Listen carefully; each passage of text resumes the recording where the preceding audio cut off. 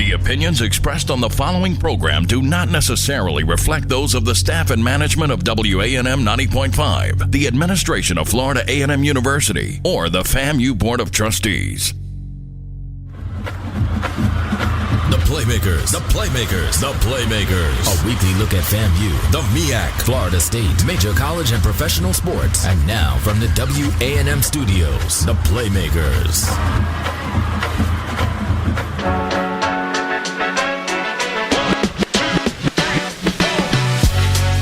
What is going on, y'all? It is 90.5 Playmakers. We are back. You know what it is, your favorite weekly sports talk show in all of the land. I'm your host and producer, repping the 615. Nashville, Cashville, Tennessee is in the building. Y'all know I'm here with a great group of guys. And we even have a special guest to join us for the first portion of our show. So I'm going to let my guys, my Playmakers, introduce themselves first. You already know, it's your boy Chris, a.k.a. 352 Chris from Gainesville, the best city in Florida. How y'all doing? I'm doing good, man. What's up, y'all? It's Flowood's finest, collegiate, repping the Crooked Letter Place, 601 Magnolia State. What's good? What's good? What's good? What's up with it? It's your boy Easy E Class, and today we have, like we said, a very special guest on the show today, man. Defensive tackle for the Florida A&M Rattlers. I feel he could replace. I'm not gonna say replace because we love Nera, but could be one of the anchors of the defense for years to come, if that's what you choose to do. You know what I'm saying? We got DJ Jones in the building, man. What's going on? What's going on? How you feeling? How y'all doing? I'm doing good. For sure, man. How was the spring game? Talk to me. The spring game went well. I think we showed some major pieces of what we have potential to be able to do and what we can bring to the field and what we could bring to the game in the future. For sure. So, Q, I'm going to let you ask your question first. Okay. Well, my question is, what is the most important aspect of being a good defensive lineman? I think one of the biggest aspects as far as playing D-tackle is being able to hold your gaps, being able to take on those double teams. And like I said, just being able to hold your gap and, you know, if that running back come in your gap, you know, you make that play. You make that extra play, or if it come that opposite A, you working over to that opposite A, arm over. So just making plays, holding your gaps, I think that's one of the biggest things as far as playing D-tackle, being able to hold your gap and not getting moved out your gap. It's all about that integrity. Yeah, it's all about that integrity. Yeah. For sure. So I have more of a question that's more focused on coaching. You were here for the transition between Coach Cozy and now Coach Gray. So I would ask, what's the biggest difference that you noticed between their two coaching styles, their philosophies, just what they preach to y'all? Well, everyone coaches differently. Everybody preaches different things. But I would say as far as Coach Gray, the biggest thing is knowing why we play FAMU football, why we step on Bragg Stadium on that Ken Riley field, why we have the opportunity to be able to do it, knowing the history of FAMU outside of football. That's one of the biggest things that I feel like he's been teaching us outside of football. And then when we step on that football field, you know, laying it out on the line for your brothers. You feel like that's going to make the team as a whole play with more of a sense of pride? Mm-hmm. I think that it'll make us bleed orange and green. Absolutely. Like literally bleed orange and green because of the fact that we know the history behind why we do what we do. Like I said, why we step on Bragg Stadium, why we have the opportunity to, why we blessed to be able to.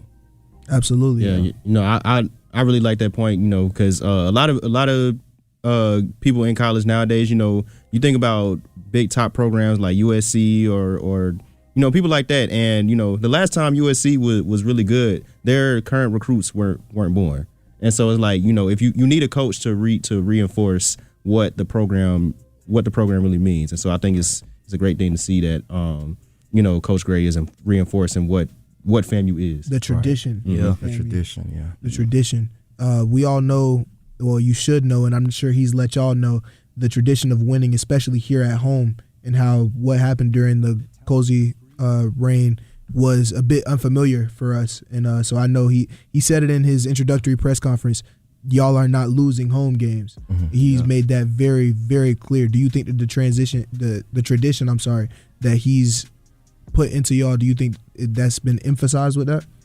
I think that it's definitely been emphasized during practice, during meetings. Like I said, just laying it on the line for your brothers and knowing why you play and who you playing for, and knowing that history. And when you have a head coach that you want to do anything for, like, it's unstoppable. The team is unstoppable. When you have a coach that you just put your trust into, you have your position coach that you put your trust into, because everybody is bleeding orange and green in the building. For sure. He was getting me riled up at the press conference. I was looking for some pads. But talk to me, Chris. DJ, I'll ask you, how did it feel, seeing all the support and Bragg and seeing all the fans and the atmosphere in just a spring game and not even a regular season game yet? It's amazing. I mean, I think that it's a blessing to be able to see all the alumni and the cheerleaders and everybody that came to support. I think that is just a blessing, and hopefully we could get more when the season starts. Yeah, for sure. We'll get more when the season starts. I'll ask you also, what do you think is the most important aspect when it comes to getting FAMU football back up to the standard, like Locke said, winning all these games and contending for SWAC championships after the past 2 seasons? I think the biggest thing, like I pretty much keep saying, is just knowing why we step on Ken Riley's field, why we have the opportunity to be able to play at Bragg Stadium. And I feel like once you know the history behind all of it and you see the greats that have came before you, I think that just makes you want to play more. It makes you want to win. It makes you not want to lose home games and basically stand on that. Like, it's just knowing that history behind it, it just makes you want to go out and ball. For sure. Yeah. For sure. Now, we don't got too much time with you, but I've been meaning to ask you just like when I catch you in passing. Because when I watch your game, I'm a fan of your game, but I don't really know who to pinpoint who you watched, who you trained to play like. So who would you say was a big inspiration for you? Well, the biggest person I watched growing up, he's from Tampa. I watched Zachariah Carter. He went to Florida, played for Florida Gators. Yeah. And then I just watched D linemen in general, just watching who can hold a gap, how can I split the double team, how can I stay low so that I don't get out of my gap when double teams do come. Just watching the game in general, not a specific player or person, just watching and overall, even a little bit of Von Miller, and I don't even play DN. Yeah. But watching how flexible he is and how he's able to be shifty and basically playing basketball out there. Like, I just try to take little pieces from each player and try to apply it into my game. Now, I do believe that I am like more of a run stopper, trying to get better at pass rush. But like I said, just being able to hold those double teams, fighting, staying in my gap, that's one of the biggest things that I've took into this spring. For sure. All right, my fault. You mentioned talking about pass rush just now. In the spring game, we talked about this a little bit before the show. We noticed that you guys were able to get to the quarterback quite a bit, get in the backfield a lot. How much of an emphasis have y'all put on getting to the quarterback, getting in the backfield as a front seven in like the early season of getting ready for this? I think it's been amazing. I mean, one of the biggest things that Coach Hager and Coach Mixon been applying to us is using our hands, straining to get to the quarterback. Like the DNs, they had a great game yesterday. They was getting to the quarterback crazy. Antonio Kamen, Terrell James, Caden Brown, Isaiah Morrison, everybody was just getting to the quarterback yesterday. And that comes from using your hands, straining, taking that coaching to the field, showcasing what we can do as a front seven. So I think just keep doing what the coaches is teaching us. Absolutely. For sure. Now this is a conversation that I love having up here because it always gets us going. And I know we don't have you for too long, but I gotta ask you, what is the best NFL defense that you have witnessed with your own 2 eyes? Best NFL defense, I'll probably say the Kansas City Chiefs. I like Chris Jones. Okay. Yeah. Shout out Chris Jones from the Silk. D lineman ever. D lineman, that's Chris Jones is probably my favorite D lineman. Well, who's your favorite player ever? I'm gonna say Zachary Carter because he's from Tampa. Okay, cool. That's real. But I really like Chris Jones. You got Chris Jones over Aaron Donald? Chris Jones was a beast. Chris Jones was a beast for sure. Aaron Donald. Yeah. Just the technicality of Aaron Donald because I like Aaron people Donald, sleep on Chris Jones though when it comes to Hall of Fame. He's got the rings, he's got the All Pros and everything. The Chiefs don't win no Super Bowls without Chris Jones. Even for sure. He could retire right now, and we all know he gonna go first ballot. I would hope so. I mean, Chris Jones Bill didn't get in there first ballot. Chris Jones the reason why I went 95. Now that's hard. That's tough. Anybody got any more questions? Just speaking on pass rushing or whatever, my question would be, what is there a tell where you're looking at the offensive lineman, and I know it's not always just a one-on-one matchup, sometimes you're stunts, sometimes you just play the gap, but is there a tell or some type of signal that you look at on the offensive lineman when you're pass rushing? I think you just got to study who you're going up against to be able to tell when pass is coming, when run is coming. How quick does he move his feet? Is he athletic? Is he going to be sloppy with it and just try to throw his hands on you? How can you work your hands around him as far as pass rushing? And when it comes to run, it's just low man always wins. Sure. So that's one of the biggest things as far as pass rushing and the run game. Man, I heard you having this conversation. I got to ask you, bro. I don't remember the full take, but I think you said a D lineman can play offensive line, but an offensive line can't play defensive line. Now, as somebody that played both, I got to hear this from the horse's mouth. That's low key kind of true though. Like if D line switch to O line, they already know like the hands and like they already gonna have the hand concept. So and I feel like they got better feet too. Probably. They probably got better feet. So all they have to do is D lineman got better feet. Well, again, than I don't play D line. You know way better than me, but it's probably they would just have to they'll probably do a lot of more pulling. D lineman got better feet than O lineman. In my opinion, yes. I mean, wouldn't the one that has to react to the other one have better feet? We but that's just the nature. That's just the nature of the game. I haven't seen Who got better feet, corners or wide receivers? Better feet, corners or wide receivers. The person that has to react to the other one, right? But that's just the nature of the game, though. I mean, shout out to my dog Chris. He play tackles. Yeah. So it is. I mean, he got to go backwards. So I mean, yeah. Without falling, and you taking on a lot power. Of force, a lot of force. Straight reaction. Just it is hard. It's a hard job. It's a thankless job. Oh, and I gotta ask you, who be winning the 1-on-1s? Between me and Chris, he played tackle. I play inside. So okay, y'all we be never seeing get each other to like go that. Against each other. Okay. We never get to go against each other. Okay, good PR answer. Good PR. We answer. both. Because I'm saying y'all can always step off to the side to get to work here real quick. We both dogs though. For sure. Great PR answer. I love that. Great PR answer. I got another question for you. You played in the SWAC a whole year. Where do you think is the toughest environment and the toughest place y'all had to play at in the SWAC last year? And why is it? Well, never mind. I was about to say Veterans Memorial Stadium. I don't know if you played there yet. Just go ahead. Don't worry about me. Just funny, bro. I don't know if I really have a toughest place that way. So it was all sweet. I wouldn't say. Just say it. It's cool. I wouldn't say it was sweet, but at the end of the day, a football field is a football field. That's real. Okay. You just step on it. It's the same. Okay. Great PR answer. What major are you? What's your major? Psychology. Okay, there we go. That makes sense. Yeah, we not getting anything out of it. We're not getting clips. We're not getting clips. Nah, that's hilarious. Hey, that is hilarious. Crazy, though. But shoot, bro, we know you got to get the film. We know you got to get the film locked in after the Orange and Green game. We know I'm gonna tell you, me personally, we expecting big things from y'all this year. We know that Coach Gray is expecting big things, but we excited for the turnaround. We gonna go ahead and head to break, but we want to thank DJ Jones for taking time out of his busy schedule and chilling with us, man. Best of luck this season. Just stay healthy. Definitely. Absolutely. Yes, sir. Safety. Yes. This program is underwritten in part by Remedy Student Storage, an all-in-one solution for students traveling home for the summer. Remedy Student Storage will pick up your items from your room, store them in a secure climate-controlled facility, and deliver everything back when you return next semester. No hauling, no heavy lifting, no last-minute headaches. From dorm rooms to apartments, they handle it all. Small, medium, large packages, and oversized items. Reservation and schedule a pickup can be made online at remedyss.com or by phone 850-294-2093. Remedy Student Storage, when you need the move, they've got the remedy. Are you an enthusiastic sports fan? Want to have fun and get in on the action? Heck, yes. That'd be awesome. Have great attention to detail? Want to stay active? Definitely. Want to give back to the student athletes in your community? Obviously, yes. Then you'd make an excellent high school sports official. We need more officials in Florida, because with no high school officials, there are no high school sports. Sign up today at highschoolofficials.com.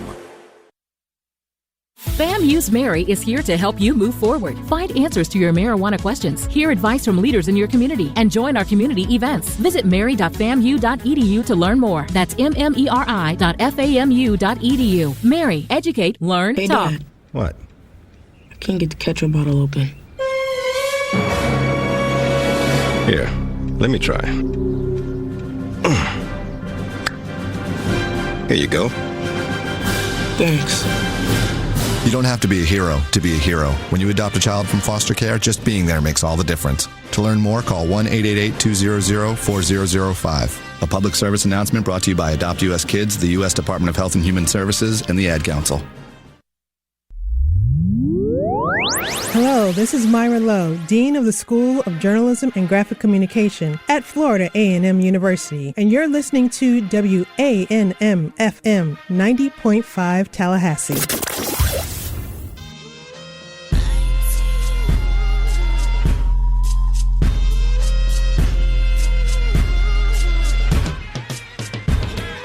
This is Willie Farrell, the King of the Ring, and you listen to the Playmakers on 90.5.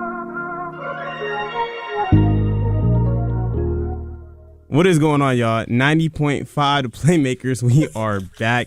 You know, it's Kason, it's Q, it's Chris, it's Lot, and I think Willie's going to be joining us shortly to be seen, to be determined. But obviously, we just had an interview with one of our very own FAMU football players just now.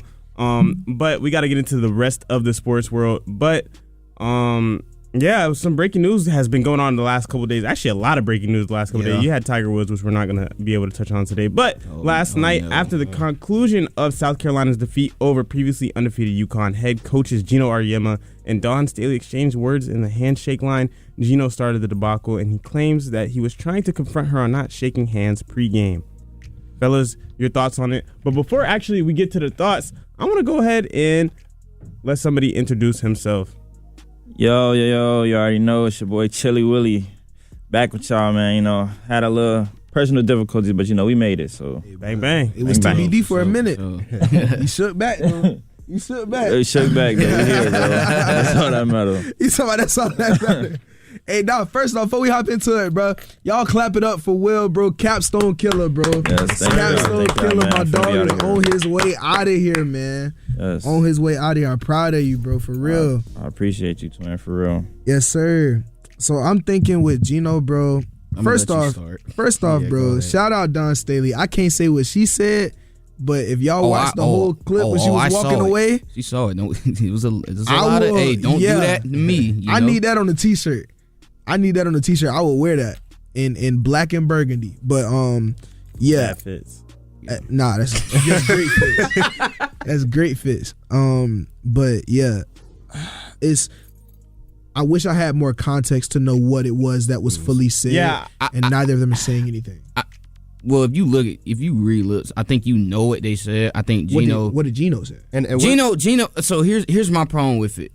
I think everybody's got that part of their lives where like they're a sore loser, and it's like with Gino, we know when it comes to games like these, he's a sore loser sometimes. So it's like, again, they ain't lost a game all season. They've been just basically beating everybody. I'm sure he thought this was. So to me, everybody thought national championship game last year. Yeah, everybody thought this is gonna be your easiest ring that you probably ever gotten in your life, and now it's like Dawn Staley and they basically just built. They gave y'all the belt, and it's like that second half was not.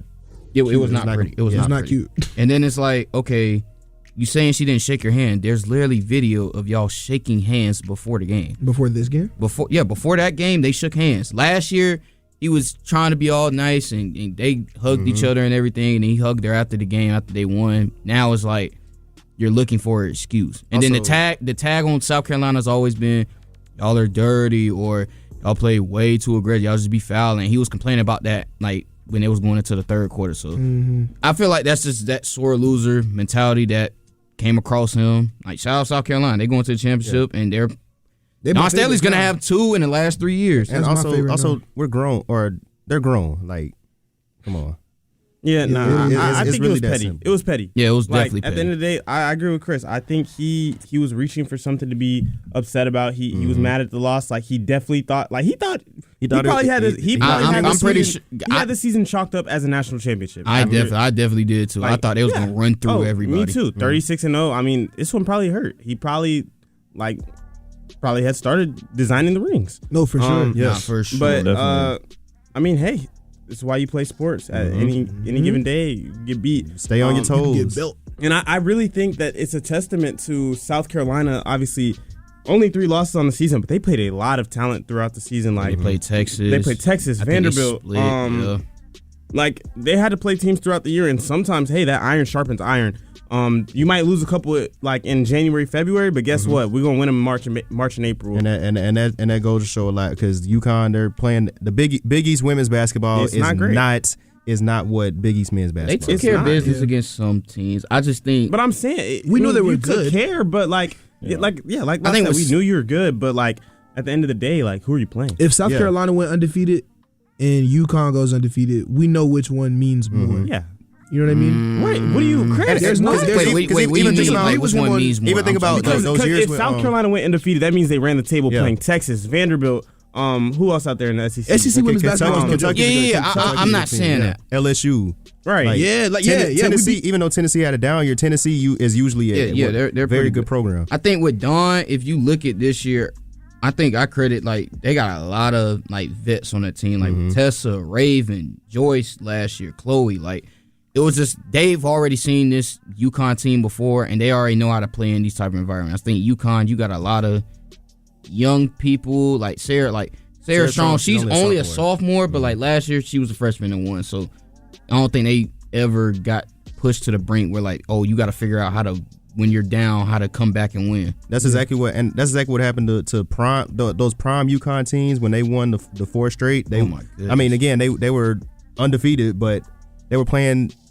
They were were they in the American? They were 120-0. Yeah, weren't they that was in the American? Their competition was horrible. And again, that going 4 years undefeated is impressive. But then they ran up on a Mississippi State team that was prepared for the moment, and UConn didn't win a shot. UConn didn't know how to handle a close game because they had just been blowing out their competition for 4 years.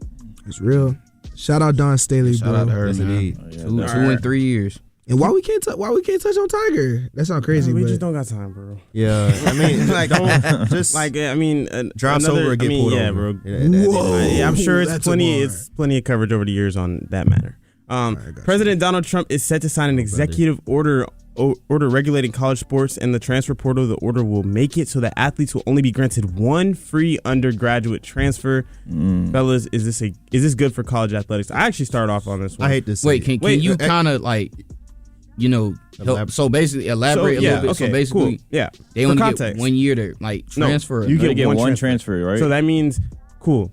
You come into a school, you don't like it there, you could transfer once. That second time you transfer, you're probably going to be met with the old transfer rules, meaning you might have to sit out a year.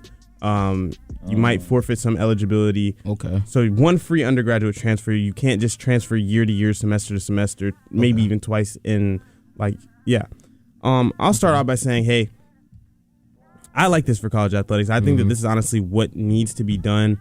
I got to look past the name on, who's signing the order. Broken clock is right twice a day. Big 4-5. Right. 4-5 sale. Yeah, I mean, I think this is great. You don't want the TJ Finleys of the world where we don't need you to play see at eight different schools in 5 years. You don't need that. I think one is good because at the end of the day, it's good for both the kid who comes into college and is under-recruited and, he excels at his mid-major, his D2, FCS, whatever it may be in any sport. He excels there and he gets to transfer to a power conference school, and that's great for him. But it's also great for, the guy who comes into a LSU and thinks that there's better out there somewhere else just because there's more money somewhere else, and he goes somewhere else and he wants to transfer again and again. No, you need to sit down. We don't need any more AJ Stores. Right. Yeah. You can't just run around jumping school to school because you think it's more money out there, and I don't like that. So to be fair, I like it honestly. After he elaborated and told me, I do like it just because like you said, I don't like seeing a person, you go 1 year transfer, go another year transfer. I'd rather you got to face some type of punishment. Again, no, I don't know. Just with knowing who we're dealing with, signing this executive order, I don't know. I feel like there's a stipulation to it, but again, I don't know the full context. I wouldn't even say there's fully a stipulation. My big problem is you're signing executive orders about college sports, and we're in Iran for no reason. Yeah, but that's a whole nother. He done signed a million other executive orders that already just take give this it country. out. So, No, but in my opinion, though, I agree though. I think it's a good thing, bro, because really, the transferring to multiple schools, I always thought that was lame, from the jump, because it feels like, especially if you're not one of those one guys, it's you're really just trying to continue your chances, and it's you really got to adjust, especially if you want to get on to further levels and things like that. You got to adjust to the system that's in front of you. So if you want to just keep running away from the grind, especially with the money involved and everything now, it's people are not even really doing it for the right reason. So that's what I'm saying too, really bro. Important. Stop running from the grind. That's what it is. That's what it comes down to at the end of the day. At the end, bro, you're not supposed to just go everywhere and be able to play. And that's what I think a lot of these kids don't understand right away. yeah, like what did you think was gonna happen when you committed to go play at Georgia? Like, surely you weren't expecting to come in and play right away. Like, there's like Julio Jones sat a couple years at Alabama. Everybody turned thinks into Julio Jones. Everybody thinks they're that guy. Coming out of high school, especially if you're most 5-stars are gonna play off rip, but if you're a 4-star or even like a high 3-star, you still got that big head from high school because you dominated everybody in high school, and then you get but buddy, you're not in Flowood, Mississippi anymore. Hey, that's crazy. Hey, Jarian Jones made it to the league. There's a pipeline for Flowood. But it's the thing though, like even early on, coaches always said like when you go to big programs like that, you literally, like you said, you're supposed to expect that. Like you gotta go to not to Kansas or whatever. You go to maybe or do what AJ did, bro. I mean BYU is not bad, but they're not. BYU had the bag. But exactly. So like you see, like he knew what was gonna happen. Like you come in, he's gonna be the man regardless of where he went. But like he's like really the man. Like AJ was posted up with the Mormons. Especially in I was football. gonna say, right, I can give up fun for a year. Especially in oh my gosh. Oh, all right. Yeah, but my thing. He's focused on school. School hoops. Yeah, no. I think especially in football though, I don't see like why people like. Especially like, what I'm saying, you come in as a freshman, why are you pressed about playing right away? First of all, you can't go to the league. Just sit there, like use your red shirt, take your money, like get stronger, get faster, like learn how to play at college football speed because it's definitely different than any high school speed. And like that second year, you'll be able to seamlessly go into, but like Willie said, I feel like a lot of guys these days are running from the grind, chasing bags. And yeah, any way to slow that down, I am a big fan of it. But we're going to hop into some NFL's talk real quick, where there's been a lot of conversation and speculation about what the Tennessee Titans. The Tennessee Titans. That's only from you. It's not been speculation from nobody else but you. Go watch NFL Live. They talk about this at least for 15 minutes every show these Probably days. because y'all trash and that's it, but it's all good. Damn, all right, bro. All right. Y'all trash. All right. There's been a lot of speculation about what the Tennessee Titans should do at pick number 4 of this year's NFL draft. The two biggest names being brought up are the two of the biggest names in this year's draft, being Miami's defensive end Ruben Bain Jr. and Notre Dame running back Jeremiah Love. Fellas, if you were my Tennessee Titans, where would you go with this pick? And we'll start with you, Q. If I were the Tennessee Titans, Jeremiah Love, he's a very highly valued prospect. He would add on to the good lineage of Titans running backs. Titans have a very, very high success rate with running backs. However, Ruben Bain looks like he's going to be special, and when you have an opportunity to take a special defensive end or defensive lineman, you got to jump at that opportunity because they're not a dime a dozen. No, yeah, I definitely agree. But I'll just pivot off that. Going to the Titans, if we're being completely honest, like we said, like, and no disrespect, but the Titans are bad offensively and defensively. So it's like when you are like at a point where you're like really at like you need to start. I always say you should prioritize defense. I feel like defense wins championships, and I feel like you can win more games having good defense with a bad offense than the opposite way around. So I feel like you focus on that every week, huh? Well, yeah, exactly, bro. You're not with bad defense, bro. Is like literally the roots of all evil. That's how you make people really you really get players to hate your team. So I feel like you need to work on your defense. Yeah, I will also go with Ruben Bain. I feel like me and you talked about, Casey. Y'all got Jermaine Johnson, Jeffrey. Y'all got John Franklin Myers. So now if y'all add Ruben Bain, that's a mean D line. That's a great D. That's probably the best D line. No, I ain't gonna say the best D line in that. We still got the Giants. What? Yeah, Texas. You got Texas. That's not better than Texas. That's not better than Texans. Yeah. But it's one of the better ones. It's one. Jags D line is really good. I put it up there with the Giants. Don't be a homer, bro. Bro, that's kind of close. Y'all don't have anybody. Trayvon, Josh Hines-Allen. Josh Hines-Allen. None of them are touching. I think Armstead's still there. I was gonna bring Armstead's still there, right? Eric Armstead is still. Is he still here? I forget. Come on, Jags fan. We lost so many pieces, but were you finished with your point? Who? Chris? Yeah, I think y'all go with Ruben Bain instead of Jeremiah Love. So I agree. I'm going with Ruben Bain as well. Sorry, we're not rage baiting at this point. We're going to rage bait later on in the show. Yeah. But yeah, I'm going Ruben Bain just for the simple fact that I see him as a generational talent. Well, not just for the simple fact. I see him as a generational talent. I really do. I haven't been this excited about a defensive line prospect for a good minute. I think his floor is a Travon Walker, just a guy that can consistently get you 3 to 4 tackles a game just off of size and strength and technique. Whereas I could really see him becoming a problem like for years to come. And then also we have to look at the number pick y'all have. I'm not taking a running back number 4. You got to pay him number 4 money, even in the running back market, for a position that you could easily turn over in the very near future. With the amount of we've seen what the running back market has become. It's almost a year. But a year to 3 year. But now rentals. it's also we also see the effect that having a great running back does for you. We see Lamar Jackson, we see Josh Allen, and what their running backs have done for them. And especially, I mean, Cam Ward is not that much of a rusher, but seeing that dual threat ability along with an all pro caliber running back. It helps. Now, my question to you is: do the Titans have anywhere near close of an offensive line to protect their investment? Nah, it's getting better. I mean, they got JC Latham. I'll listen to the Titans fan, but I was somewhat apprehensive about the Cam Ward pick because the offensive line couldn't protect my investment. And who's to say within the 16 games that he plays, he doesn't get hurt? Now he's the best player available, and we gotta have wishful thinking, but. Every time he steps out there, I'm holding my breath. But we were gonna have Will Levis behind a somewhat better offensive line. It's Will Levis. Yes, it's Will Levis. Wait, what? Yeah, why are we talking about Will Levis? Why is he being brought up? Don't say that man's name on the show. Because he was talking about Cam, picking Cam Ward, but not having the proper infrastructure on the O line. But it's like, okay, you have a slightly better O line, but then you don't have Cam Ward. No, I hear you. I'm just saying, I'm all about protecting investments. I'm gonna go back to something that you did say though. You said generational talent. I feel like we be throwing that word around a little. I'm not one of those guys that throws it around. No. But sometimes I feel like you be getting confused on what a generational talent and what a generational player kind of is in a sense. Like talent. What's the difference?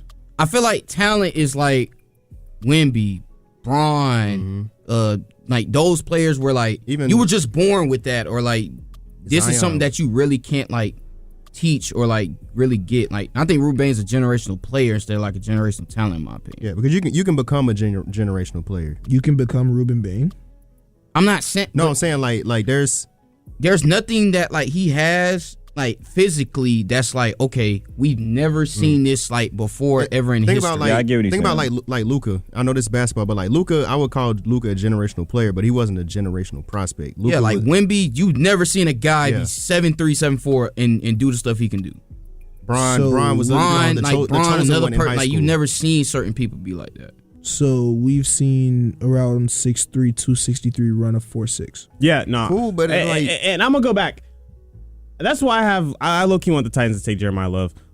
As a fan, obviously the idea of just having that mean front D-line is great, but I'm thinking realistically, we've been able to, and as bad as our O-line has been, we've been able to run the ball the last couple of years, and we've always been able to run the ball as an organization somehow, some way.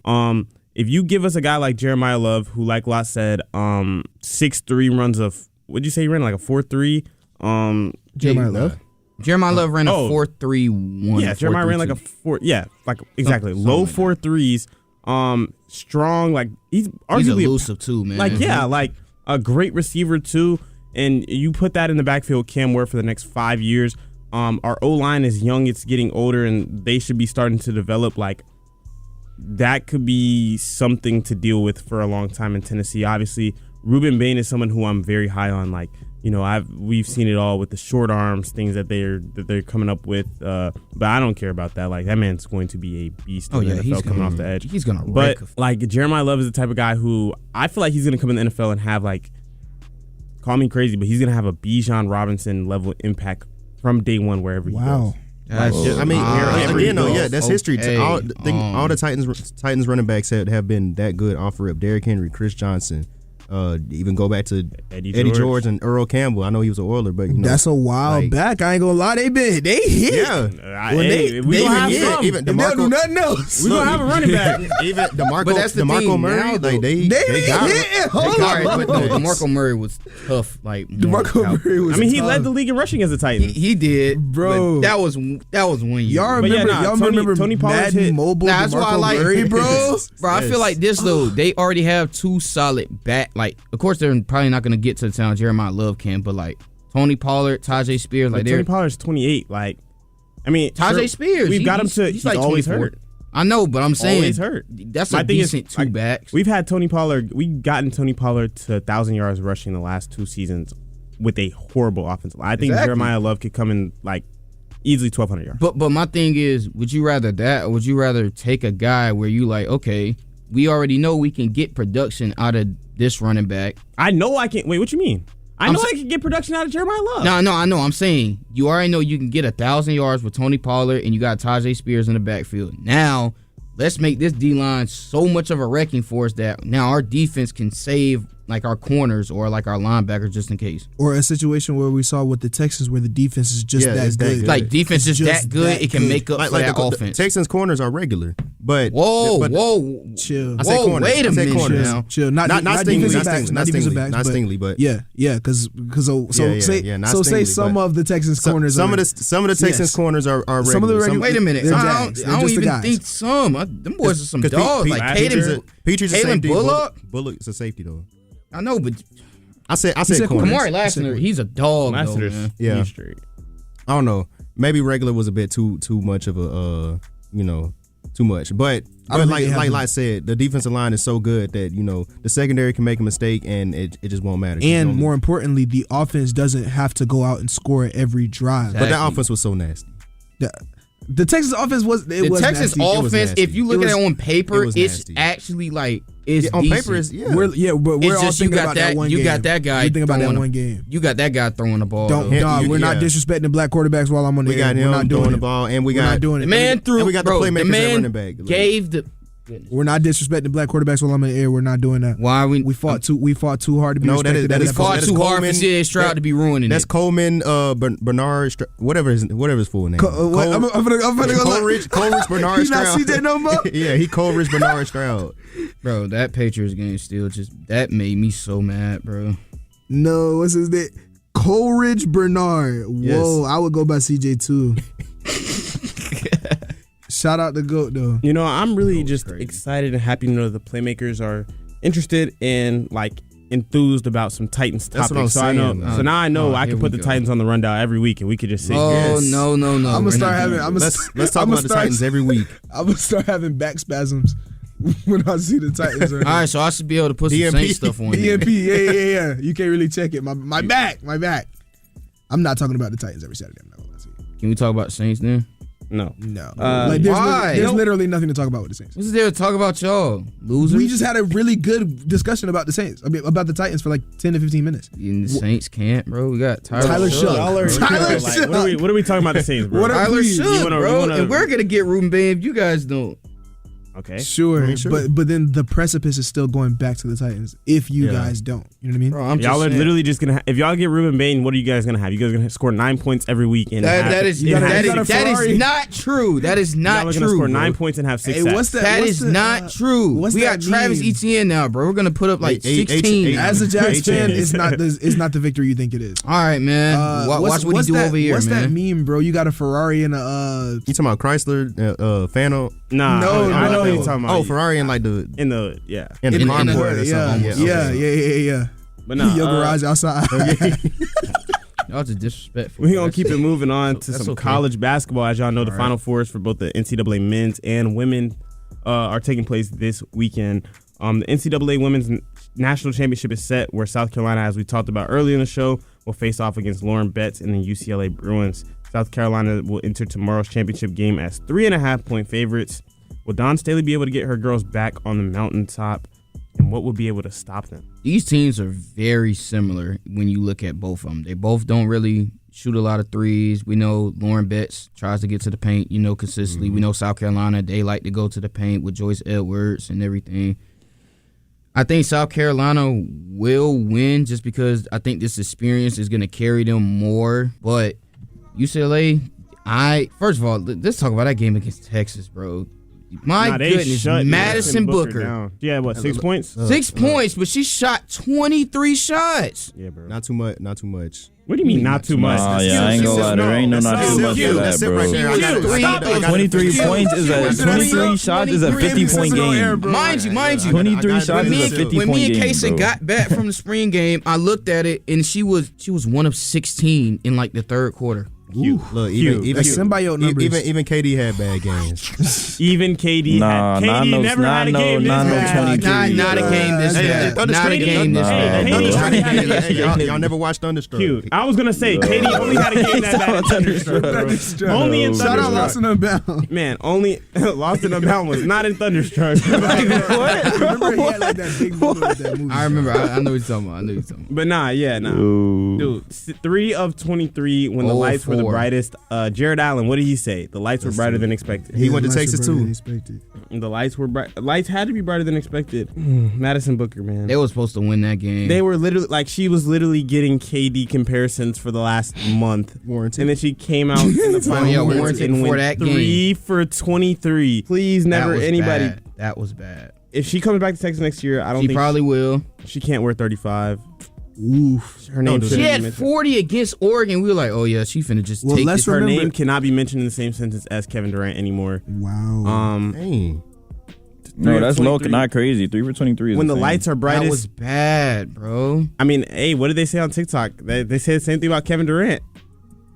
Y'all seen that? They said, hey. You can't take 35. She's been wearing 35 since high school. I don't. She's been wearing 35 she'll since be the back, silk. but it's just like now they're going to have to look again because now Rory Harmon, she's going to be. That was her final game. I really felt bad. She didn't do anything either. 38 minutes, 8 points, 4 of 11. I could do that. Her defense is what keeps her in the game a lot. Dude, it must have been. All right. Yeah. As far as the actual championship, again, shout out to both teams for winning game. Especially South Carolina for winning the game they were projected to lose. But I think the key factor for this game is South Carolina's going to have to shut down Kiki Rice. I think Lauren Betts is going to get her I think she'll struggle, honestly. Really? I mean, this is probably the one team where if you're a big who plays like that, you don't want to go against a team. Like, we seen players like Angel Reese struggle against like that South Carolina defense. So, a player like Kiki Rice, probably going to have to get her. Like, South Carolina, they struggle against players who can really shoot the ball. You seen them struggle against Iowa. But if you're a team that relies on your bigs and depends on your big, we see that real pressure cooker come out. Real rap. Shout out Coach BG, man. So, y'all, I want y'all to go ahead and make y'all game predictions. Really, I'll go ahead and start it off. I'm going to say this. I expect South Carolina to win, and not only to win, but to cover as well. 3.5 point favorites going into this game. I think they might win by double digits. I like Dawn Staley for whatever. Oh man, we got this merch. After she said what she said, walking away, bro. I've been thinking about hopping. And the way she came in that locker room, she like, oh yeah. I'm thinking about hopping back on prize for this game. Not gonna lie to you. Yeah, I like what's her name, man? Joyce. No, the tall center, Tanaya. Yeah, her. Medina Okot. That's what I'm saying. She's gonna struggle. Like Lauren Betts gonna struggle with her. No, my fault. It got Makir. That's who I like. Freshman, she tall. I think this is the one that she was dunking the other year. Maybe I'm tripping, but yeah. That was oh my goodness. I think the Fualu was dunking, but she's not. No, it wasn't even Fulali. It was the girl who just tore ACL for South Carolina. Anyway, what's her name? Yeah, I don't know who I'm talking about, but yeah, she came in the game yesterday. True freshman, played 28 minutes out there, 14 points, 5 of 9 shooting, 2 of 2 from 3. Knocked down South Carolina's only 2 threes, and once again, like, she is a 6'1" freshman. She listed as a guard, but realistically, if you are 6'1" in the women's game, you are a forward center. Yeah. Caitlin Clark ain't Caitlin Clark 6'1"? Caitlin Clark's like 5'9", buddy. Shit. Wait a minute. I know I'm not. She's got to be like. Yeah, she's tall for her position. The way that she Watkins, plays, that's her name. No, she's not 5'9". I ain't gonna lie. Caitlin's 6 foot. Yeah, right. That's Nike. That's Nike. He said, yeah, right. That's Nike propaganda. He said fake stuff. Yeah, right. I haven't heard right in a minute. That's wait, are all of us picking South Carolina to win? Yes. Yeah. I'm hopping back. I'm re-downloading Prize as we Case, I'm probably with you, bro. I think South Carolina's probably gonna win by 12 to 15. Honestly. Oh wow. Yeah. I'm telling you, bro. All right.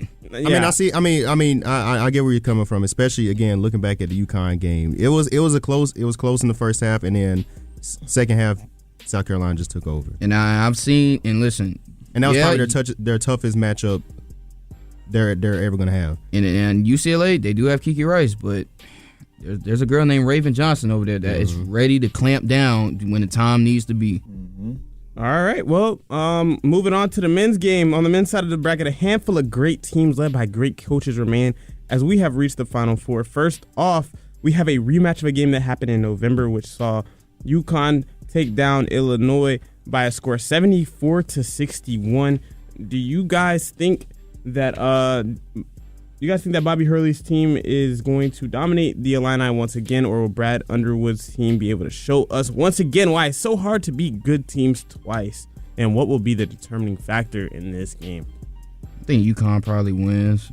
Again, I keep harping on it. Again, experience matters when it comes down to these games. And I think UConn, they've been in this position before multiple times, so I think UConn's experience is going to be able to win in the game. So in that first matchup, Keaton Wagler did not play that much. And it was the beginning of the season. He was he's a true freshman. And, I think he's really going to be the difference maker. You could argue that he is Illinois. It's no argument. He is Illinois' best player. Yeah. And the fact that he didn't play much in the initial game says a lot. And this is going to be a different like we were talking about last week. Teams are different from the beginning of the season than they are at the end of the season. I think Illinois is a different team because of their best player now playing. Absolutely, I'm right there with you. Y'all know me. I'm a little bit of a biased man as a Illinois fan. You've been the only person to say Illinois could get this far. I had them in the Final Four. Well, did you? I had them in the Final Four. I had them as my. Well, I know. Yeah, I know. Kaysen's been like the one that's been like more loud about it. But. Yeah, no, I've been vocal about Illinois all season. I love the construction of the team, but like you said, in the first game, I think Keaton Wagler only played 14 minutes, only had 3 points, and there's no way, unless he gets hurt, obviously, that he only plays 14 minutes in this game. He is the engine of the Illinois offense at this point.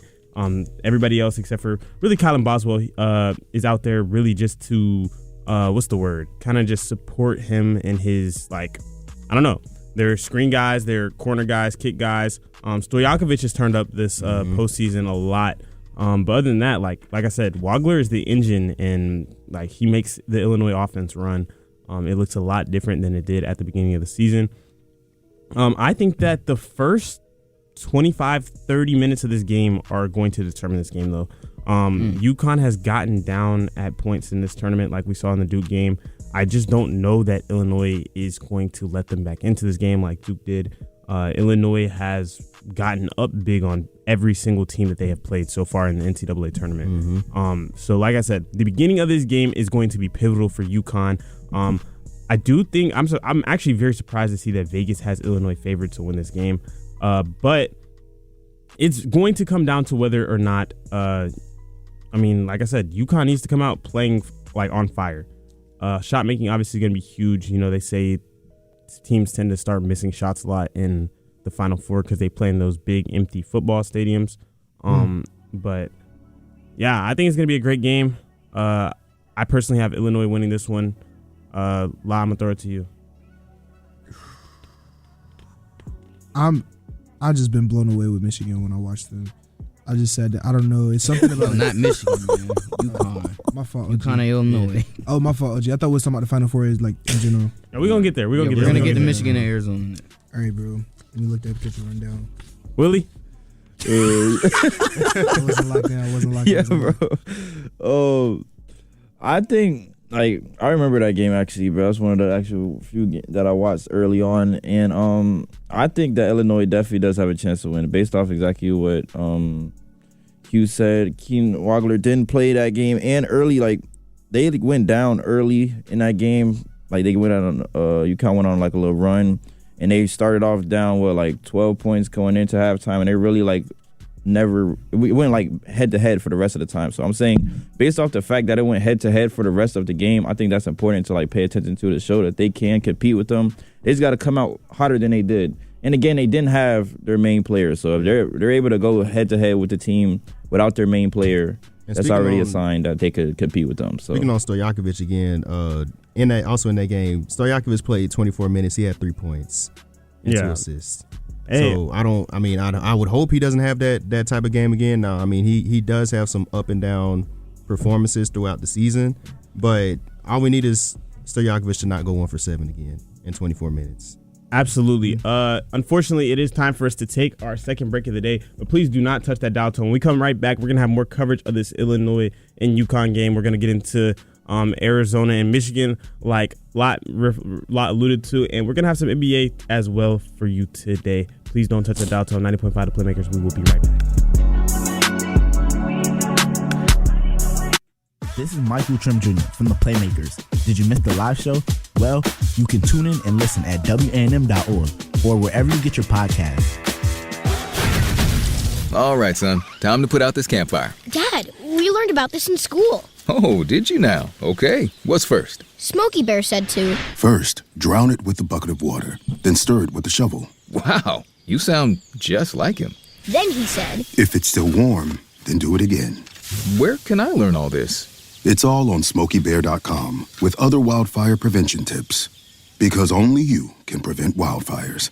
Brought to you by the USDA Forest Service, your state forester, and the Ad Council. Have you ever wondered about the ins and outs of the music industry? If the answer is yes, don't sleep on Remix and Rewind, the best podcast on 90.5, where we introduce you to new music, artists, theories, and ways to connect your real life to the music you listen to. We're taking music to the next level with our unpopular opinions and deep takes. Whether you're a diehard music lover or just looking for fresh perspectives, Remix and Rewind is your new go-to listen. Available to stream on WANM.org and wherever you get your podcasts every other Tuesday.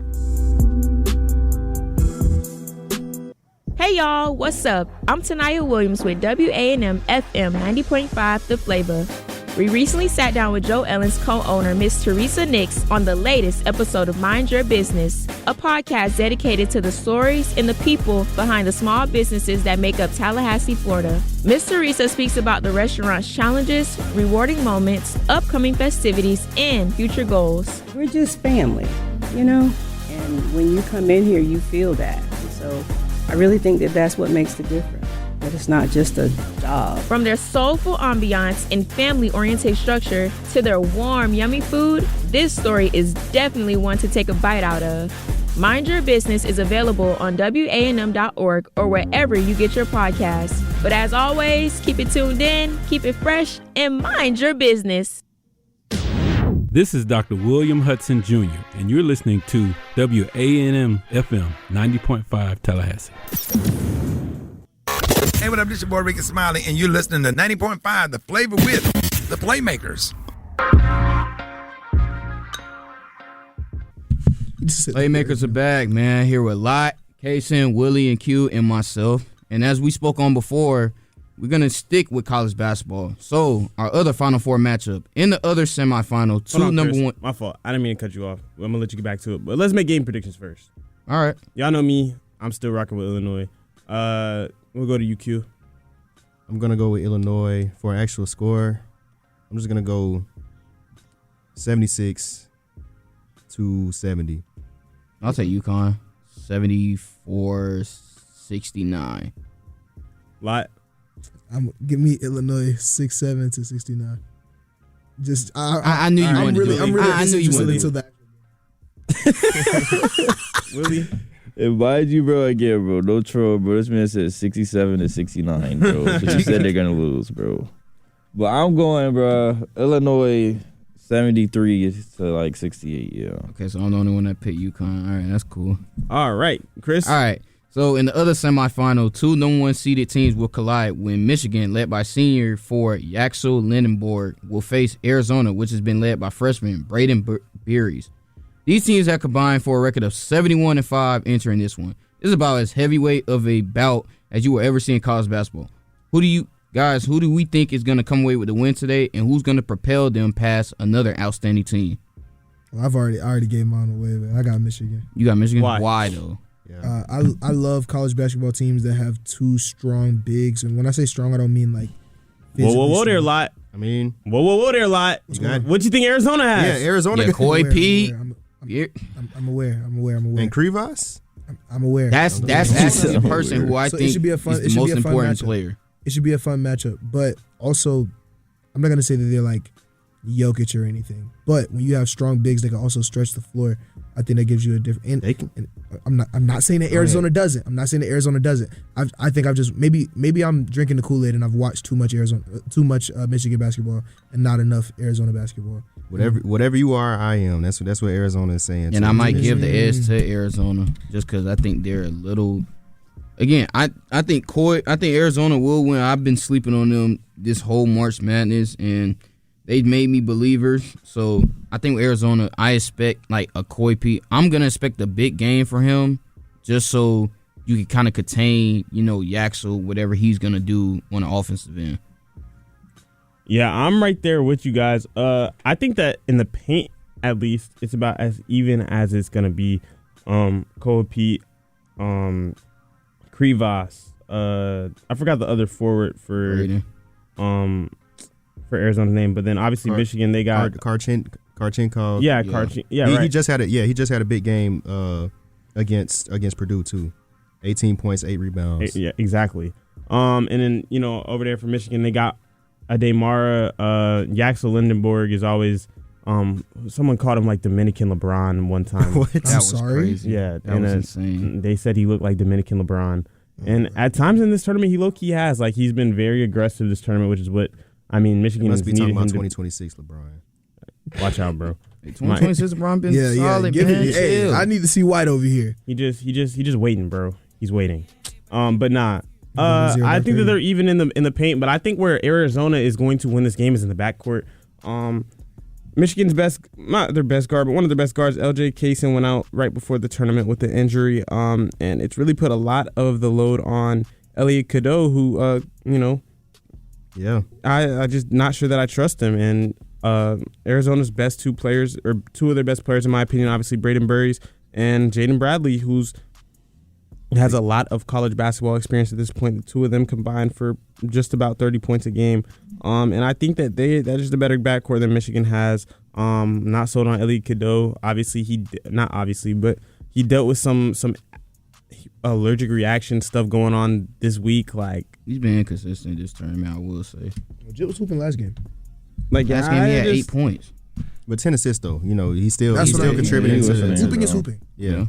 Yeah, I just don't know that I have him being able to keep up with Arizona's backcourt. I think Arizona's going to come away with this one. Mm-hmm. So everybody got Arizona?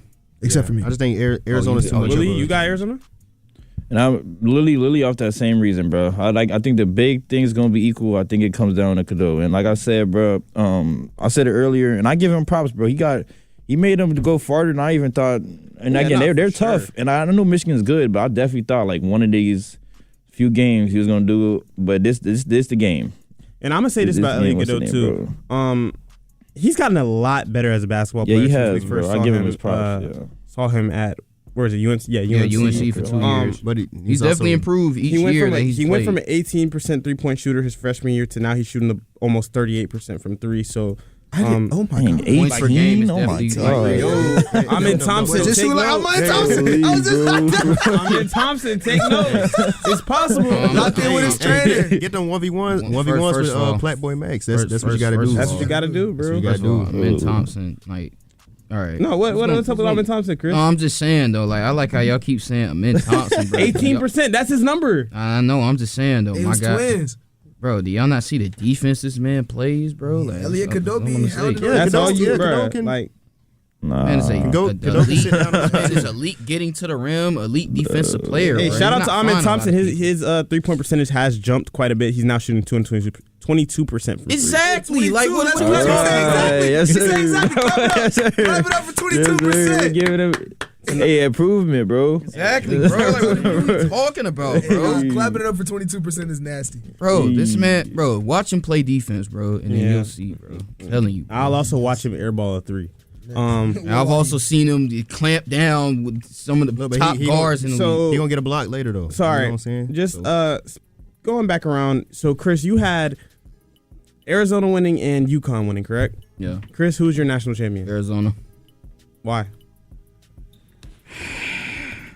UConn, that's going to be closer than what a lot of people think, but I just don't think UConn has the talent enough to probably match Arizona's, skill, talent, and level. I just think Arizona's going to just win. Q, you had Michigan and not Michigan. You had UConn and my fault. Illinois. My bad. Illinois and Arizona. I had Arizona from the jump. Just because they're such a deep team, and Tommy Lloyd, shout out Tommy Lloyd with the extension. You will be getting some phone calls from Lawrence soon. But regardless of that, Tommy Lloyd has shown Bill Self's done? No, Bill Self he's coming back for this year, but he don't have too long left, so we're gonna be making phone calls to Arizona soon. But again, regardless of that, Tommy Lloyd has been a great coach this season, and Arizona again they've only lost 2 games. One of them where Koa Pete was hurt, and then the other one was in Allen Fieldhouse. And I think people got so caught up with those 2 losses, especially being back to back, they just dropped Arizona and forgot about them. But they've shown all year that they're the best team, they're the deepest team, and they've been going through the competition. Willie, you had Illinois and Arizona as well. Yeah, same thing, bro. Really, like Lily said everything I was gonna say. I just really think that they're just too deep of a team, and I just feel like they have like a lot of disciplined players. Like I feel like they all know their role. They all will be able to adjust to mishaps, and I feel like that's going to be able to ultimately take them to the top. So I definitely think they're going to win. I'm still rocking with the Illini. Brad Underwood, we out here. I think I said it on First Strike. Europeans play better team basketball than Americans, and I think that's going to be on full display in this Final Four. I think Illinois is every bit as deep as Arizona is. As far as talent, you have the star guards. I would say Arizona probably has a little bit better bigs, but not by much, and I don't think that they have as much talent in the front court. Not as much talent. I don't think they have as many pieces. Illinois interchanges 7-footers like it's nothing. Like they're literally twins, like on and off the court. I think it would be a really good game if we see Illinois and Arizona. But I gotta go with who I've been rocking with pretty much all season long. Let's do it, Illinois. Lot, you had UConn and Michigan. UConn and Michigan? Yes, I did. Lot, you got Michigan winning it all, right? At a Mara legacy game and a Elliot Cadeau masterclass, 20 assists. Today only. 20 assists. Today only. Today only. You know how hard Elliot Cadeau. But you know how hard it is to get 20 assists in the Today only. Yeah. No, you could though. You don't do nothing but pass. You're not going to score. I know, but I'm just saying. Lot got confidence in Today Mara. Under He's 10 going to is turn definitely finna clap. into his other friend, Delama. Miles, yes. The dilemma. He gonna turn into Delama on you, bro. Yes, legacy game. So just but that wraps it up. I got Illinois. Q and Willie are rolling with Arizona. Chris is rolling with Arizona as well. Lots got Michigan, and once again, I have Illinois winning the national championship. Nobody's got UConn. Maybe Bobby Hurley will prove us all wrong next week, and we'll all have to come in here and say we're wrong. They always win when no one expects it. Yeah. But that's why we love basketball. That's why we love sports. That's why you play. Moving it on to the National Basketball Association.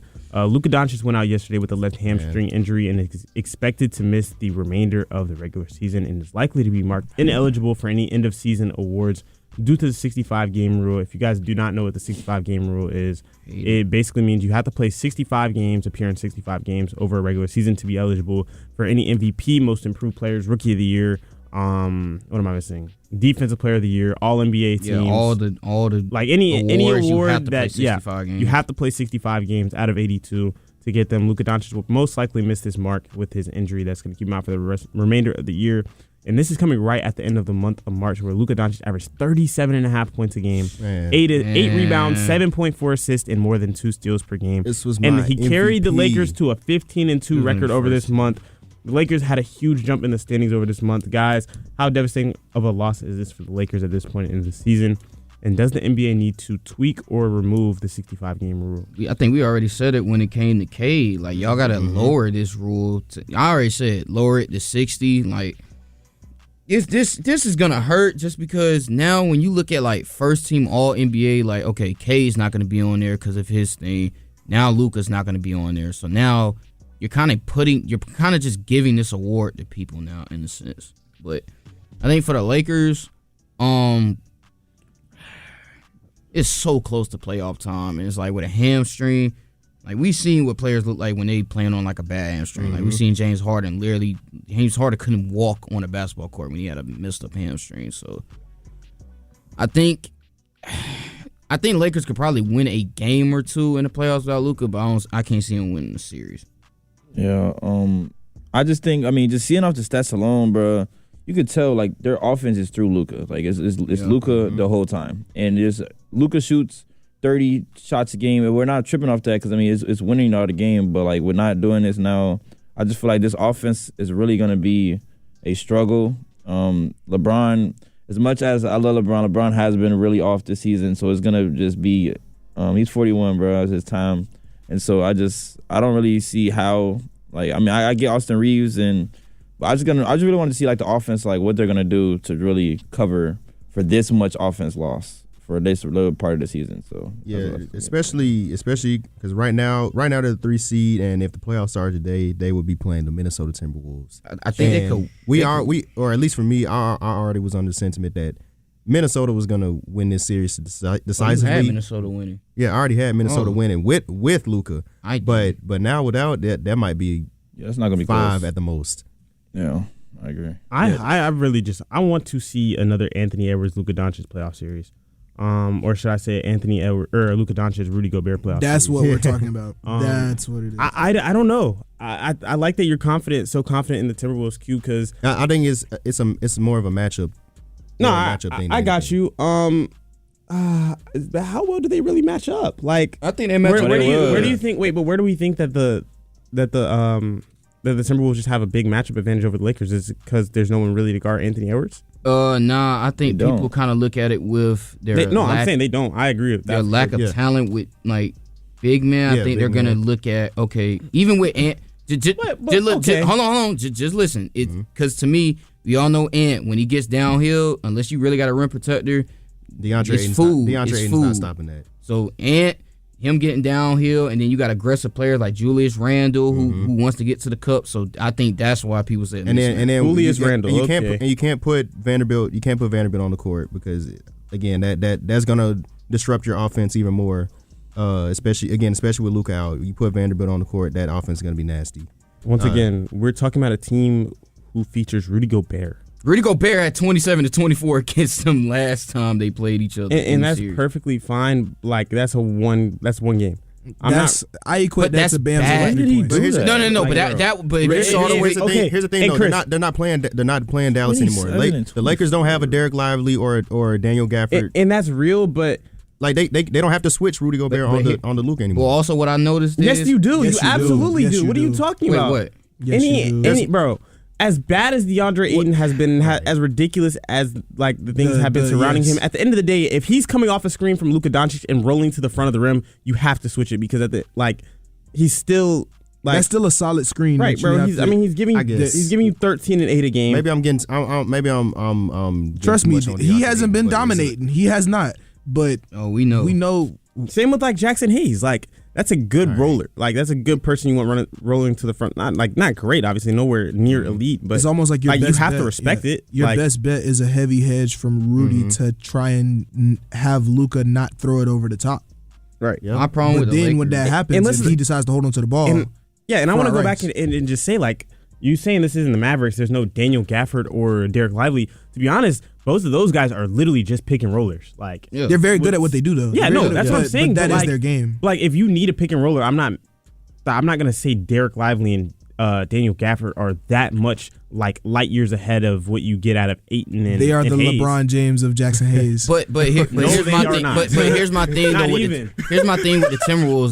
That's like Dwight Howard to me, like prime Dwight. Yeah, okay, that is LeBron James of Jackson Hayes. If you look at the Timberwolves, though.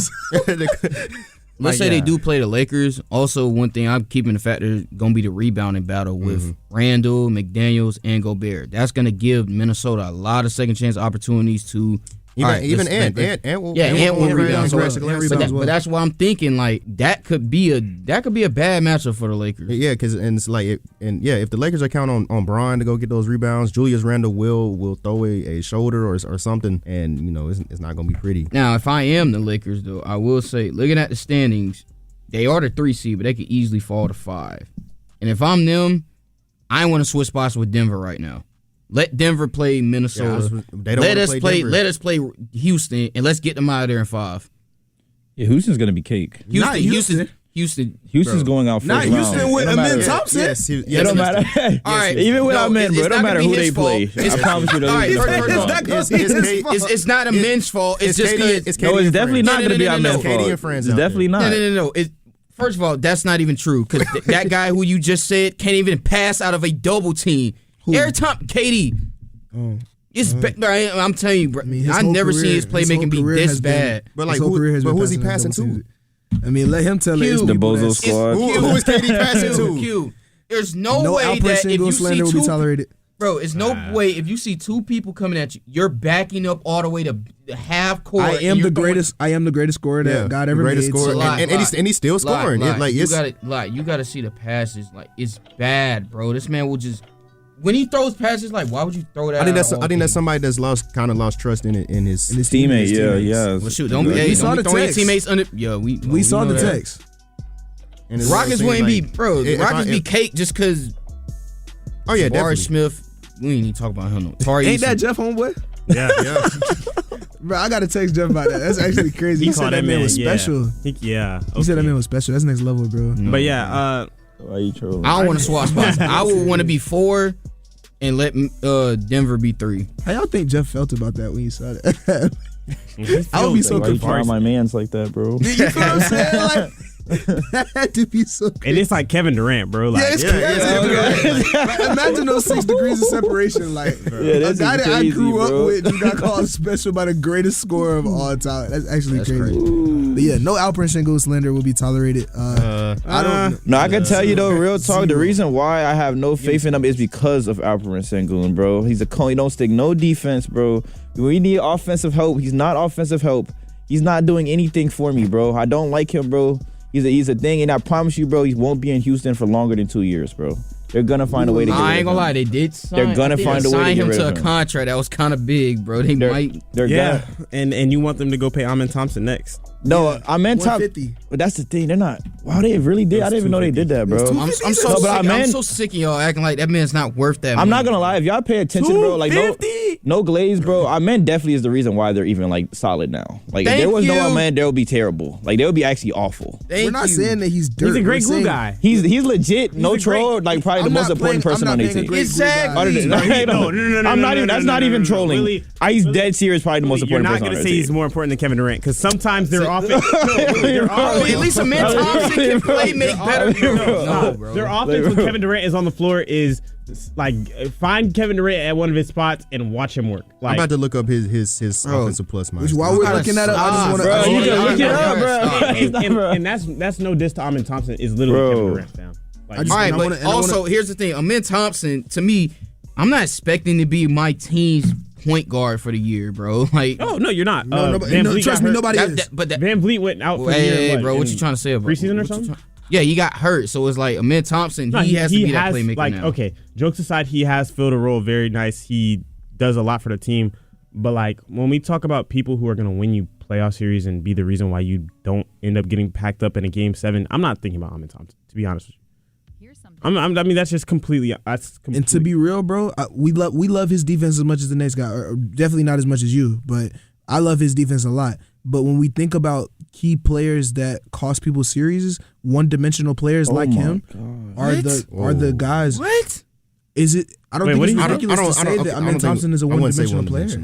But here's my thing. If you can zero in on, if you have 7 games to game plan against a player, Amin Thompson can become one-dimensional. But here's my thing. I'll go back to last year when they played the Warriors. So again, his defense assignment was Steph Curry, but also I can also put pressure on Steph Curry to guard me just because I'm so elite at getting to the rim and finishing. Wait, hold on. Like again, Steph Curry did have to guard him. I think they switched on him for like they were trying to get Amin on Steph, or Steph on Amin, if that makes sense. I know, but that's what I'm saying. Amin can put like, let's say they did play the Lakers or something. Okay, and they're gonna be like, all right, Luka, you're probably guarding Amin since we know he can't shoot. He's gonna go at Luka. It's not like he's not aggressive. Like he's gonna go at. I see Vando getting good game plan over. But here's the thing, though. You can't play. You can't really. Who? How Vando's often not are you gonna play guard. Vando? Vando wouldn't guard like. And another thing you have to understand is you not really. Amin Thompson doesn't force you to switch anything. Yeah, no. at all. But it's still it's under everything. But here's the thing: it's still getting Heavy downhill. under. Like if you're not quick enough getting downhill, No. I'm he's waiting. getting to the I'm waiting basket. on you at the. I'm waiting on you at the spot. Charge. I mean, all right, but the Lakers I'm just don't telling have you, no y'all rim gotta protection, really. So how are they gonna stop him from getting to the rim? I'm gonna just like be that's honest already with you, now. Chris. You said what, Willie? Well, go. Finish your. No, I was gonna move on. okay. Look, Before we move on, I want to look, let it be known Alperen Sengun is averaging 20 points. Man, this is my dirty, God, bro. No, you're boss score watching. Somebody got to score. You're boss score watching. Bro. Somebody got to score. Look, bro, I'm just telling you, bro. Real talk. watching, If y'all we're being really technical. I just seen his contract. Y'all gave this man $35 million for 5. So we're doing that. We're doing that for Sengun, bro. Thompson, literally, bro. The only problem with Thompson is he can't shoot, and that's cool, and you can fix that, bro. With certain players, bro. With Sengun and them, bro, you're not gonna. He's good. He's big, bro. That big stuff's not gonna go away, bro. He's gonna be slow for the rest of the time, bro. With Thompson, bro, he wins games. He's the glue guy, like you said. The glue guy is the most important person on the team, bro. I'm telling you, it is, bro. So he's got if Thompson, you think bro, that's worth 250. No. I'm not saying that. But if you gave Sengun that much, you got to give our men at least like 15 for the years, bro, for about 4. And he's not, and that's being nice. He's dead serious the reason why they're going to win games. He's the most important person on the team. I said, man. I hear everything. I understand Chris 100% because I just be watching them, bro. And that team is really trash. Exactly. Like he's literally the only reason why they be winning games. Like the hustle plays, the defense, all that. Because if they don't get no stops, bro, their offense is like you said is booty. Like he's gonna throw. KD's gonna throw you 8 turnovers and shoot 12 for about 25. KD doing what he got to do though. What do you mean he's doing, bro? But that ain't enough, bro. Like them turnovers are bad, bro. Ain't It's enough. like it just shows you really don't know how to pass the ball, bro. They did say that, bro. Like, I watched this man go. KD don't care to pass them boys the ball. Like. Like I'm Kevin Durant. He has strong opinions on Kevin Durant. He has strong. No, he doesn't have strong opinions about him in Thompson. He got strong opinions about Jabari. No, fam. I could word it. So I guarantee you, Kevin Durant not worried about swinging the ball to Amin Thompson in the corner. Facts, y'all did see that though. What did he say about our men? He didn't say nothing about our men, but he talked about everybody else though. He talked about everybody else though. What's understood? No. What's understood? Like, bro, fate of the universe on the line. KD is not swinging that ball. All right, bro. Bro, he's at something to say about every single player, Watch what a man Thompson bro. do come these playoffs, bro. It's gonna Say that. Say that. Nothing bad about our men, and he can't Say that. shoot. They gonna wall up. All right, wall up and see, bro. Say that. Absolutely. Wall up and see, bro. Just to keep things moving along, we're gonna have to continue this topic after the break as well. But we got a couple minutes before. Cooper Flagg, last night became the first ever teenager in NBA history to have a 50-point game in a 138-127 loss to the Magic. Cooper Flagg went 19 of 30 from the floor and 6 of 9 from three-pointer in a 51-point effort while also grabbing 6 rebounds. What is the career trajectory of Cooper Flagg? And would you guys say that he's beating the expectations that were already sky high when he entered the league? I think he's exceeding them, honestly. Mm-hmm. Like we expect him to be good, but like to really come in as like not even a full adult and be able to dominate like this, I don't think we expected like this level of domination. I think with his career, I said his floor was Jason Tatum. Like he's gonna like be like a Jason floor. Tatum. The anomaly? Nah. Do we know how? What you mean? Do we know how? The anomaly is a Hall of Famer to me. Already? Yes. I'm not mad at that. He retired right now. I'm not mad at that. I'm not mad at that. Anomaly retired right now. I'm not mad at that. I think his ceiling. It's tough because you don't really know. Yeah, exactly. You don't really know with him like where he could really go. But I mean, honestly, if we do want to speak on Jason Tatum, we see a similar trajectory like Jason Tatum. Obviously, the Mavericks are not as good as the Celtics. Jason Tatum did not enter the league doing this. He didn't. Definitely. That's why. What you mean? Like, what are we talking about? He's already expectations. Wait, hold on. Jason Tatum played like 3 years before the age of 20 and did not do this. To be fair, what teams was Jason Tatum playing on? Celtics to the conference finals. What teams was Jason Tatum playing on? But Jason Tatum, that team was loaded. That team was loaded. You had Al Horford. You had who's there? Was it Kemba or Kyrie? Kemba was no. His first year there, Kyrie was there, but Kyrie got hurt. So that's my point. So if you give Jason Tatum this Mavericks team, who's to say he's doing the same thing? Me? I think he can do it. Sure. Austin Kaysen, thank you. But I don't know his career. I don't know. I can't really tell. Just I might have to see maybe another 2 years to really tell. Okay, this is who I think you're gonna be in the career. Man, Jit been hooping, bro. He might be able to get Bam's 83. All we know. Hey, look, everybody getting their games. If he play the Wizards and they just like that, they just give him Paul George, bro, that's bad. Bro, the Wizards come to town, you see food, bro. That's bad. That's terrible, bro. Yeah, no, I ain't gonna lie, bro. I mean, bro, I think calling like Jason Tatum right now is a little like disrespectful, bro. Like Jason Tatum wasn't coming in doing this. Even I ain't gonna lie, even Bron was coming in. I mean, if you look at the stats, bro, Bron was averaging 25-5 his first year, bro, and he missed the playoffs. So I mean, it's kind of even. I'll say that Bron was doing that also in a league where the 20 then was a lot. So if we're saying that, so if it's not a lot of scoring, that 20 was different. That 20 was like. But again, though, he's on the Cavaliers, the Bozo squad. I mean, bro, he's supposed to do that. Big Z. I really be going back to that 2017. Like how you got. I'm like, how the heck did you get this team? Big Z and Eric Snow. It's not right. Like, and friends for real, bro. The friends we made along the way. I mean. He's been hooping, but I don't like I don't necessarily care for the comparisons because I feel like the situations were different. So like Jason Tatum, like I don't want to harp on it, but those teams were already good. Like they were in really good positions, established playoff contenders, and they felt like he was gonna then be worked into their system to help them win playoff games. As opposed to now Cooper Flagg, especially after the Anthony Davis trade, he's been given the keys. So yeah, I'm gonna get 50. Like, but I might get Kobe's 83. I mean, I might get Bam's 83. But with that being said, I feel like we've been hooping. We dropped the 83-point game so far, and after we come back from this break, we're gonna finish 100 after. You already know. It only takes a minute to find out if you may have prediabetes, and you can do it at doihaveprediabetes.org. But you're probably not going to, are you? Kids, work, listening to the radio. You're busy, which is great because busy people can't get prediabetes. Oh my, I read that wrong. They can. Should have worn my glasses. So visit doihaveprediabetes.org and take a short test because prediabetes can be reversed. Brought to you by the Ad Council and its pre-diabetes awareness partners. This is Michael Trim Jr. from the Playmakers. Did you miss the live show?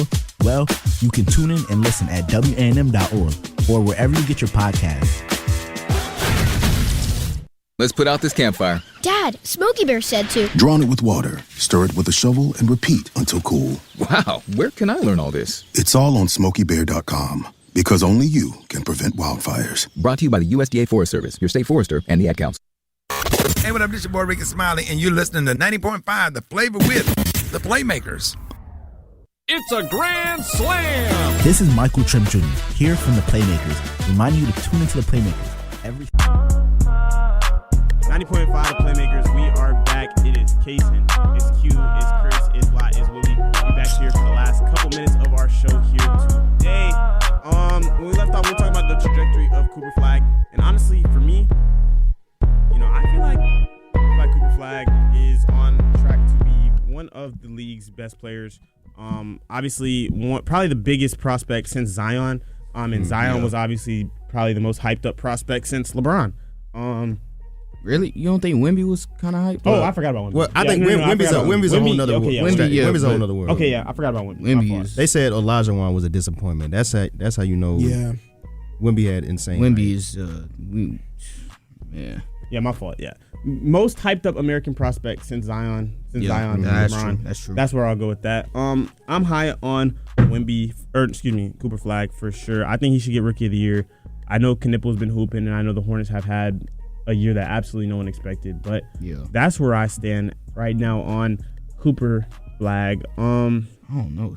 So what y'all want to talk about? Doc Rivers? Y'all want to talk we about? Gotta go. We gotta talk. We gotta go, Doc. All right, Chris, go ahead. Well deserved. So you think it's well deserved? Bro, he's a terrible coach, bro. He's a bad coach. He's a terrible coach. I don't care about these wins, bro. Who's better? Hold on. Let's give some context. He is terrible. Okay, so my problem with Doc Rivers has always been. Let's talk about why are we talking about him. So he was just. He was just named to the NBA Hall of Fame, to the Pro Basketball Hall of Fame as a coach. So. As a coach. Yeah, as a coach. Now my problem has been when we look at Doc Rivers, it's been a lot of disappointment rather than a lot of success. And he's had great team after great team. He has one ring. And that was because you had to basically go get the Monstars and bring them all together. So my thing with Doc Rivers, he's never been a standout Hall of Fame coach. Let's not forget who we beat in that one finals, though. Yeah, he did beat Colt, but look who he had on his team, bro. Look who was on that Celtics team, bro. Ray, KG, Paul Pierce, Rondo, Tony Allen. What you mean? Old Tony Allen? Tony Allen still was a great 2008 Tony Allen was old? Oh, my fault. But Tony Allen wasn't Tony Allen at that point. Yeah, no, he wasn't. He was still young, but he's still a great defensive player. They had Kendrick Perkins. Like, they had a lot. We just said the name Kendrick Perkins. Continue. Not too much on The Celtics always say the reason they lost 2010 because he got hurt. Yeah. Sure, that's what they'll say. And then I'll say full court press lost because I didn't play enough. So, so you compare yourself to Kendrick Perkins. I think that's pretty fair. Next up. But all right, so you want to change But the thing about Doc Rivers is, he's a guaranteed playoff appearance, and that matters as your coach. That matters. That matters. A lot of teams don't go to the playoffs. Yeah, exactly. But my problem is, trust me, as a Kings fan, is that enough though? Never take the playoffs for granted. Is that enough though? When it's like, okay, you're guaranteed to make the playoffs. That's not enough. It's the Basketball Hall of Fame. I promise. It's not like the NFL. The Basketball Hall of Fame is pretty easy to get in. Then one of those Clippers teams failed. If you get one ring and the rest of your years you made the playoffs, I feel like that's enough. Doc Rivers has coached in 21 NBA postseasons. I understand that. 21. That is crazy. That's not nothing. I understand that, but my thing is, I'm 22 years old. Oh, I know that, bro. And mind you, he took the Clippers. I don't know, those Clippers teams had great good. talent. They were but good. This is the Clippers we're talking about. A historically bad franchise before he got there, and he basically laid the foundation. Yes. Yeah, he for did. the Clippers. He made the Clippers relevant. But also, when I look at that, okay, you had this good team, and it's like you didn't really get anywhere with them. He brought a bad team. He brought a laughing stock to the playoffs and made them contenders. And I feel like there's context to some stuff too. Like obviously the blowing the 3-1. He never made the conference finals with the Clippers. I don't think that I argue that those teams. I don't want to say overachieved, but I don't think that those teams were good enough to win a finals. But I think that's hindsight though. But like to me, in the it's moment, about who you those lost. teams were definitely like but when you see who won those championships, yeah, they weren't. But they're not beating Bron. But they're not. I also think a finals appearance, conference finals at least a conference they never made it out finals. the second round. Fair. I see where Chris is coming from, but at the same time, again, no, it's also like peak. This is peak Warriors, Thunder, and Spurs. This is I understand. And Rockets. But this is Warriors, Rockets. He had a whip though. That team wasn't bad enough to not win. We are talking about a Hall of Fame coach at this point. Yes. He's a Hall of Fame coach. Yes. Did you hear what Hall of Fame Mike coach just said? You should make it out the second round once. 21 playoff exactly, seasons. bro. Yeah, you should make it. Now, and then when we look at Philly, there's no way you're gonna tell me those Philly teams weren't good enough to at least make a conference finals appearance. They were. The second best player was James Harden. Was Ben Simmons. Harden and Embiid and Ben Simmons. Yeah, exactly. James Harden for the two of those years. We've always called James Harden an inconsistent player. Ben Simmons sees Trae Young under the goal. My man. And did he ever coach my man? Who? Paul George. No. Did he? No, he didn't. But yes, he didn't coach Paul. And then Milwaukee, I won't entirely blame him. He shouldn't even been in that situation. He should have. But the Milwaukee situation was never going to work. But it was nasty. That wasn't his fault. He never coached Paul George. Huh? Maybe once in 2020, but if it wasn't, he didn't coach Paul. If it wasn't 2020, then he didn't. Shout out Paul George for his slight resurgence. Yes, he did. He coached them the bubble year, and look what happened: 3-1 lead. Yeah, the bubble. And who they lose to? The Nuggets. The Nuggets got killed by the Lakers. And what did the Lakers do? I ain't gonna lie. I'm not gonna lie. That was the moment that I started deeming him as a bad coach. I ain't gonna lie. When that 3-1. Because I feel like I get it. It's Nikola Jokic, bro. But like, dude, that's Jokic like. Wasn't this Jokic? Yeah, it wasn't. I'm finna say he was. Jokic was killing. No. Well, I don't know, but still though, bro. I just wasn't 2020. Could Tibbs be a Hall of Fame coach?